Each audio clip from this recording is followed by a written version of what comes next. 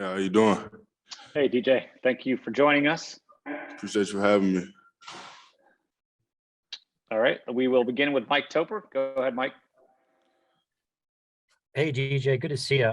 Last week it was evident you were more involved in the offense, getting some more touches. How do you feel? And I think how do you feel this offense is progressing with you becoming more and more a part of it?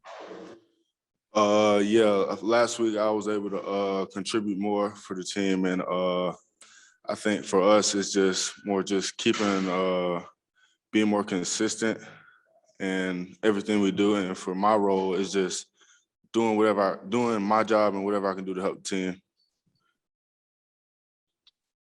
Okay, Gregory Hall, go ahead. DJ, how would you describe yourself as a rusher overall and specifically in this offense? Like you talk about your job, what do you view that as?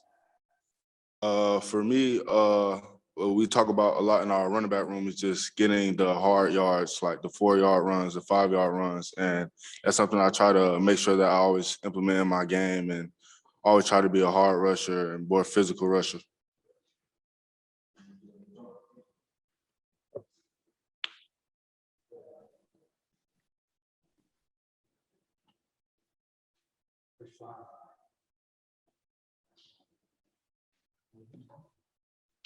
All right, sorry, a little internet connection there. Issue. Isaiah Lucas, go ahead. Hey, DJ, I just want to know what do you think has been the biggest change in your game improvement-wise since coming in last year? This year, I would say more just like getting the feel for the game.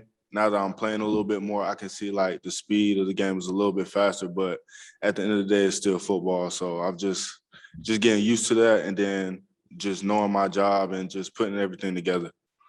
And then how much of an aid has Ty Chandler been for you? Ty has been great. Like he's in his 5th year, so he's done everything in college football, and I've learned a lot from Ty since the day he got here. And Ty, he's a great back for us, and he shows a lot of the veteran abilities that we may not have, well, that we only have coming from British Brooks in the room. All right, thank you. Hey, Mike Topper, go ahead. Hey, DJ, one of the things that, Sam had talked about really since the Duke game was that as far as the offense, when there was plays that were missed, he felt like, there was maybe 1 or 2 guys out of place. Have you guys had conversations in the past week or 2 about consistency or guys being in the right spot at all?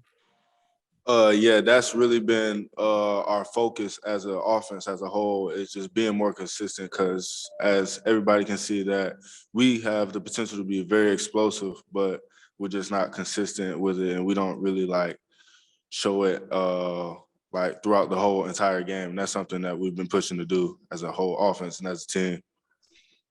Is that something that starts, I guess, in practice, just conversations between you guys, or how does that move forward? Yeah, we've all talked about it and discussed our roles and discussed just everybody knowing their job and doing their job to the best of our abilities. All right, last one for DJ will come from Gregory Hall. DJ, I'm curious what the adjustment was like going from Coach Gillespie to Coach Porter this year, and just your relationship with Coach Porter as you guys have kind of halfway through the season at this point.